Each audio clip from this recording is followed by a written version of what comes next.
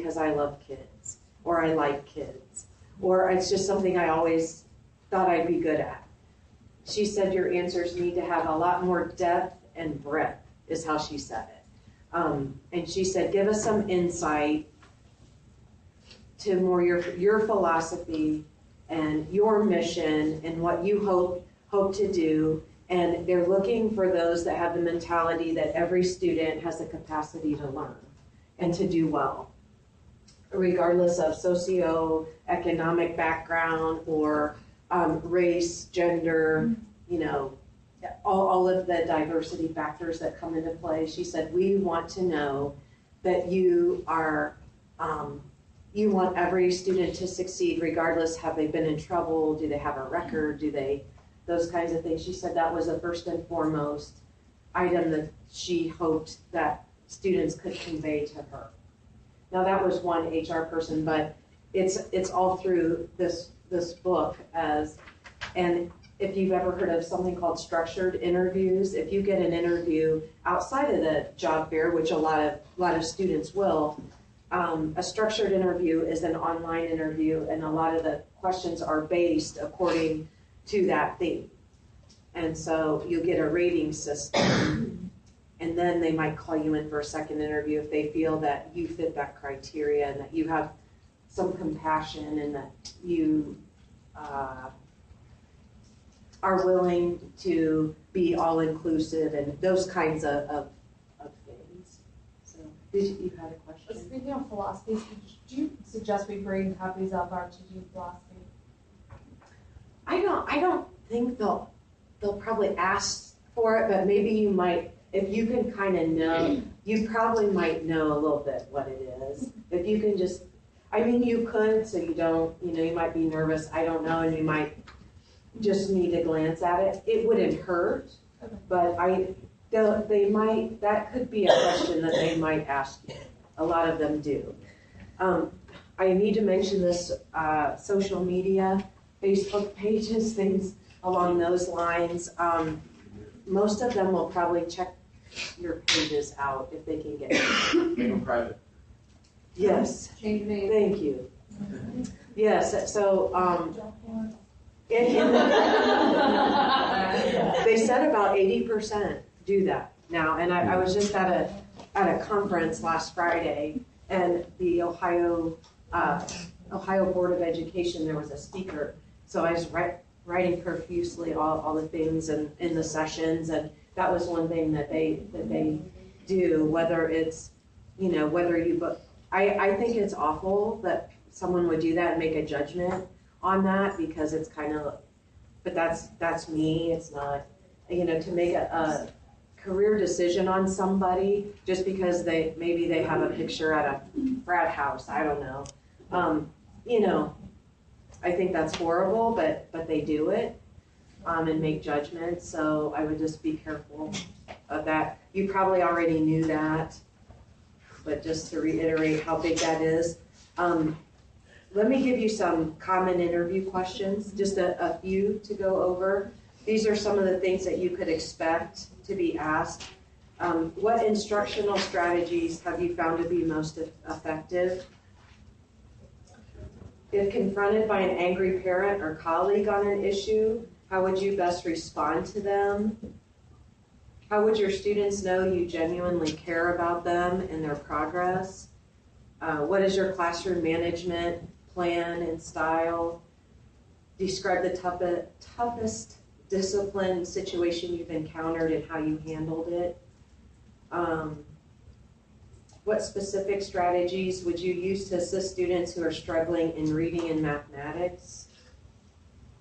What would you do with students who fail to continually complete homework? Which, now the standards for teachers are going to be part of it. What would faculty, students, and parents say about you that are your strengths? What priorities would you have for me as a new faculty member? That's a question, okay, you would ask them. Tell me a story from your experience that keeps you up at night. If you were doing something you felt was right for the students and your principal disagreed, how would you handle that? How would you approach it? So there's a lot of situational type of questions. Like, give us an example of how you engage students in the classroom. How do you incorporate creativity in the classroom?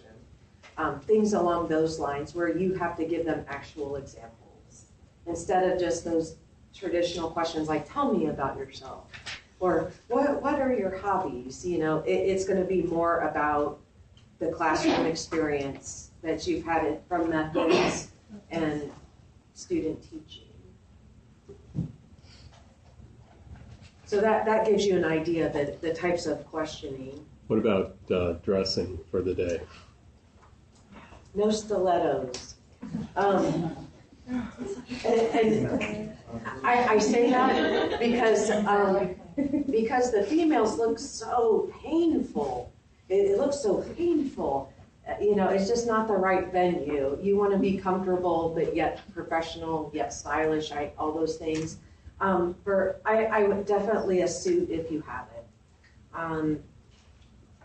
I guess for women, it could be a pantsuit or skirt suit, or, you know, we do see dresses with a blazer. That's okay too. It just needs to be highly professional. And for guys, if you don't have a complete suit, even like some khaki pants and a dress shirt and tie at minimum, I would say, if you don't have the jacket, at least get the tie. And watch the athletic no-show socks with the dress shoes. Because when you're sitting down there interviewing, all the other recruiters can see, you know, your ankles and so, you know, the dress socks are good for guys. So just highly professional that day, highly. I think, did someone have a question over here about attire or?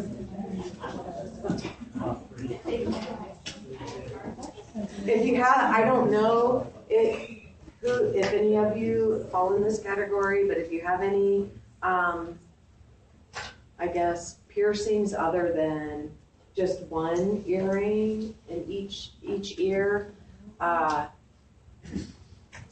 would say just try to cover it up, or try to not wear 5 earrings on one side. Or I don't know if anyone falls in that.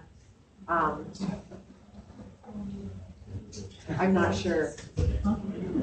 Any visible tattoos, I would try to mask those kinds of things, because you do get judged on all those things, unfortunately.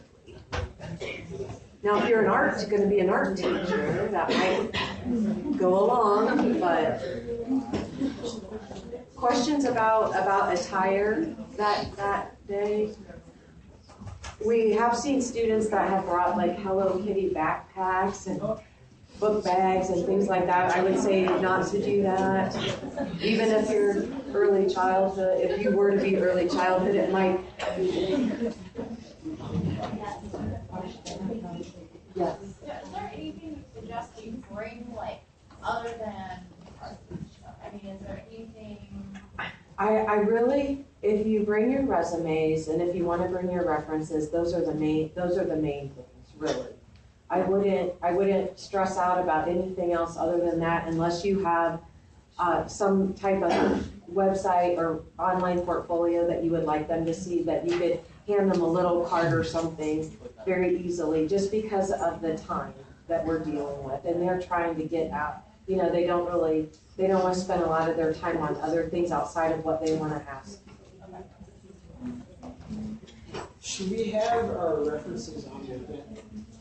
You can. You don't have to. I mean, as long as you have them with you. I mean, you might as well, because you can upload documents and then it's there. Yeah. So, but it's not required. Are there any documents you recommend putting on there beyond the reference of the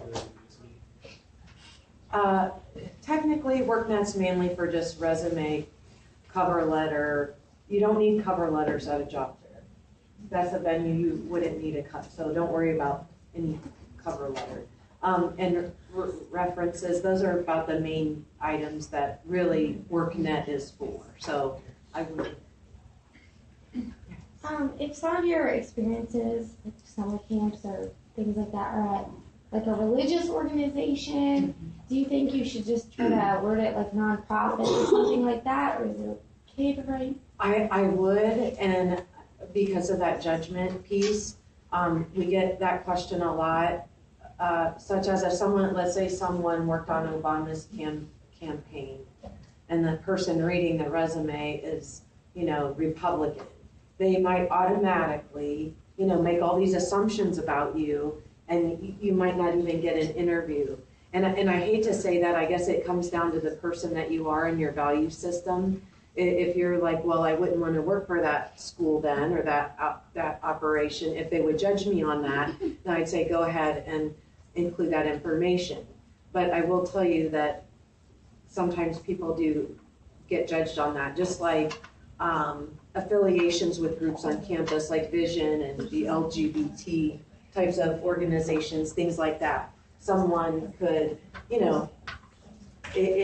things happen at court, race and just different affiliations. So I would say it's really going to come down to your personal values. I would think those of us in education are pretty liberal in our thinking, but that's not always how it is.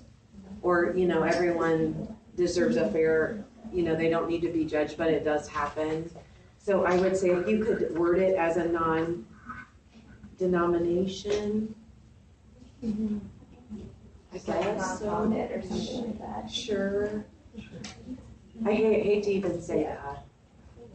Yeah. In the back. Do you want the references to be professional references, like Dr. Sword?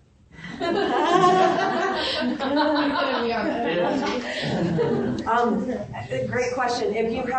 We always say 3 to 5. If you have all professional references, that's fabulous. A lot of people don't though. So I would say you could, personal reference, you could, but if it's not your mom, dad, immediate family member, if it's someone, just if you think about it like this, someone that could speak highly to your work ethic and your character. If you keep that in mind, then that could be, with a faculty member, if they don't know you that well, they know you're coming to class, you might be a great student, but they might not be able to speak to your qualities as an employee. So you might want to rethink that, because sometimes we get asked, just classes that we teach, it's like, okay, I had that person 3 semesters ago, they were there, they turned in their work, but I can't speak to anything else about their work ethic. So do we use like our CMT then? Or a university Work mentor? with them a lot? Someone that I think their relationship's a little bit deeper than just coming to class. Another good reference would be your building principal.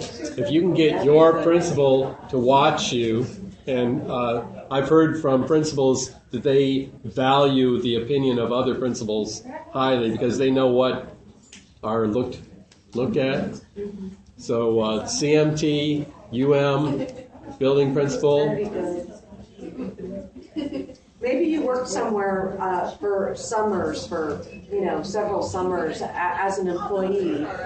You could use them as one too, because they would probably know you and know that you would be good as a teacher. Or are there? I know I've talked for I think a little over an hour, but are there other questions that you have? I will send this PowerPoint to you so you can. And we'll send it out. Okay, so you'll have all this. Good. But anything else at all? Because I do have to ask you to fill out.